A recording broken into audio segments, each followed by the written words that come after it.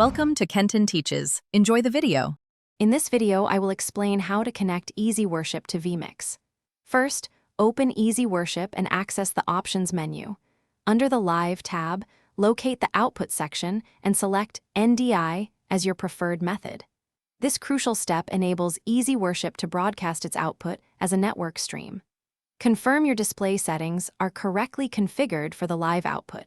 This ensures a smooth transition of your presentation content. Now let's move over to VMix. Open your VMix software and click the Add Input button, usually found at the bottom left. From the Input Type options, select NDI/Desktop Capture. A list of available NDI sources will appear. Look for your EasyWorship output, which should be clearly labeled, and select it. This action brings your EasyWorship feed directly into VMix as a new input.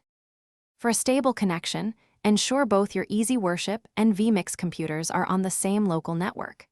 Check your firewall settings on both machines to confirm they aren't blocking NDI traffic, which typically uses specific ports. For the best performance, especially with high-resolution content, a dedicated gigabit Ethernet network connection is highly recommended. This minimizes latency and ensures a smooth, high-quality video feed between the two applications. With the NDI input added, test the connection by displaying some content in EasyWorship. You should see it appear instantly in VMix. You can then adjust the input settings within VMix, such as cropping, scaling, or color correction, to perfectly integrate your EasyWorship feed.